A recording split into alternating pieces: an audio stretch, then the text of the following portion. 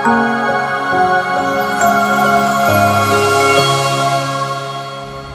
आज हम उपस्थित हैं मिथुन राशि वालों के लिए क्या कुछ प्रभाव पड़ेगा बृहस्पति के अस्त होने पर। देखिए, बृहस्पति महाराज जो है आपकी राशि के अनुसार से मीन राशि में चल रहे हैं और मीन राशि उनकी स्वग्रही की राशि है और मीन राशि पर करीब 31 मार्च से बृहस्पति हो जाएंगे अस्त।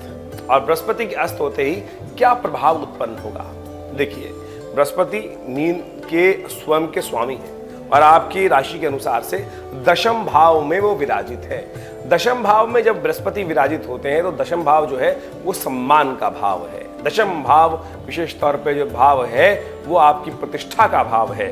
दशम भाव जो है वास्तविक तौर पे नौकरी का भाव है, सम्मान का भाव है, राज्य का भाव है, पिता का भाव है और कार्य की सफलता पूर्णता का भाव भी माना जाता है। और जब बृहस्पति वहां पूर्ण शुद्ध होकर चल रहे थे, 12 वर्ष बाद बृहस्पति यहाँ पहुंचे थे और परिपक्व काल जब उनका आया, यानी बिल्कुल अंतिम में बृहस्पति जब परिवर्तन की तरफ आ रहे थे और अपने पूर्ण अंशों में विराजमान थे, तब ऐसे में सूर्य ने उन्हें अस्त कर दिया। अब उसका पूर्ण फल तो नहीं प्राप्त हो पाया जिन जिन क्षेत्रों में, लेकिन अस्त, देखिए हर चीज में कुछ अच्छा भी होता है, कुछ खराब भी होता है। इस प्रभाव को समझें। बृहस्पति ने यहाँ जो पूर्ण फल प्राप्त नहीं होने दिया, अब उसके लिए क्या किया जाए, किस प्रकार से उसका प्रभाव को हम प्राप्त कर सकते हैं। बृहस्पति ने जब इस दशम भाव में चलते हुए क्या कर दिया, आपके जो लाभ होने के योग थे, नौकरी में प्रमोशन की बात चल रही थी, वो कहीं ना कहीं रुक सकती है। लाभ की बात चल रही थी, कहीं ना कहीं आपको सफलता, कोई कार्य आपने किया था वो सफलता की तरफ जाने वाला था और बिल्कुल आपको लग रहा था कि अब कार्य बिल्कुल होने के कगार पे है, और लेकिन वहां इन दिनों में रुक सकता है क्योंकि 21 अप्रैल को बृहस्पति बदल भी जाएंगे। ऐसे में ये 20-22 दिन जो है बहुत ही इंपॉर्टेंट है। इनको आपको कुछ समझकर उपाय कर लेना चाहिए और उपाय करेंगे तो बहुत सारे कष्टों को दूर कर सकते हैं। बृहस्पति का सामने की जो दृष्टि है, बृहस्पति की 3 दृष्टि शास्त्र के दृष्टिकोण से मानी गई है, सप्तम दृष्टि, पंचम दृष्टि, नवम दृष्टि। दशम भाव में जब बृहस्पति बैठते हैं तो पंचम दृष्टि से देखते हैं द्वितीय भाव को। द्वितीय भाव होता है कुटुंब का, धन का, ट्रेडिंग का, वाणी का, इन सब का भाव होता है। और उसके साथ साथ जो सप्तम भाव, सप्तम दृष्टि देख रहे हैं, वहां से सप्तम जो दृष्टि पड़ी वो पड़ा सुख पर, माता पर, भूमि पर, मकान पर, जमीन जायदाद इत्यादि समस्त चीजों के ऊपर, हर प्रकार के सुख पर पड़ा। इसी प्रकार से नवम दृष्टि जो पड़ रही है वो रिपु भाव पे पड़ रही है और वो भाव जो है वो विशेष तौर पे रोग का भाव भी माना जाता है। तो इस प्रकार से इन सब दृष्टियों पे जब बृहस्पति अस्त हो गए तो अब बृहस्पति का प्रभाव जो पूरी तरह से लाभ की तरफ जा रहा था ज्यादातर भावों में वो कम हो जाएगा। हाँ, अच्छी बात क्या होगी ये आप समझ सकते हैं कि बृहस्पति का वहां पर रिपुधा भाव पे जो रोग वाले भाव पे पड़ रहा था वहां उसका प्रभाव कम हो जाएगा।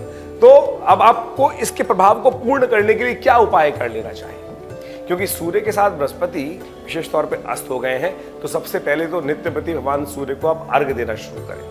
भगवान सूर्य को अर्घ देते हुए हल्का सा एक हल्दी डाल दे, थोड़ी सी उसके अंदर एक तांबे के लोटे में थोड़ी हल्दी डालकर और थोड़ा पीला पुष्प डालकर भगवान सूर्य को अहे सूर्य सहस्त्रांशो तेजो राशि जगतपते अनुकंपय माम भक्ता ग्रहणार्घम दिवाकरम, इस मंत्र से या ओम घृणी सूर्य आदित्याय नमः इस मंत्र का उच्चारण करते हुए या भास्कराय नमः या गायत्री मंत्र से किसी भी रूप से नित्य प्रति आपको भगवान सूर्य को जल देना चाहिए।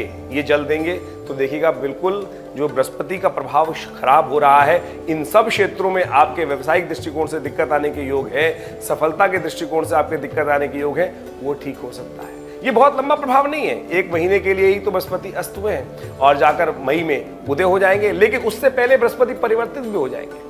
बृहस्पति का परिवर्तन भी बहुत महत्वपूर्ण रहने वाला है आपके लिए। आपके लाभ के भाव में जाने वाले हैं बृहस्पति और अगले वर्ष पूरे वर्ष जहां रहने वाले हैं वो बहुत उन्नति के योग बनाने वाले हैं आपके लिए। ये छोटा सा प्रभाव है, इसको ठीक करने के लिए यदि आप ये उपाय कर लें तो बहुत श्रेष्ठ होगा। एक काम और कर सकते हैं, केसर का नित्य प्रति तिलक अपने माथे पे लगाने का प्रयास कीजिए। कुछ ब्राह्मणों को पीले लड्डू बेसन के होते हैं वो दान कर दीजिए, ये कुछ उपाय हमने आपके समक्ष रखे हैं और हमें पक्का पूर्ण तरह से अनुभव के माध्यम से इस बात को हमें समझ में आता है कि यदि इन उपायों को किया जाए तो बृहस्पति के अस्त होने से जो प्रभाव आपकी राशि के अनुसार से पड़ रहा है, आपके जीवन में पड़ रहा है, जिन जिन क्षेत्रों में पड़ रहा है, उससे आप उसके प्रभाव को कम कर सकते हैं, अशुभ प्रभाव को कम कर सकते हैं और शुभत्व को बढ़ा सकते हैं। और उसके साथ साथ गुरुजन का पूजन, ब्राह्मणों की सेवा, क्योंकि बृहस्पति का संबंध इन सबसे होता है।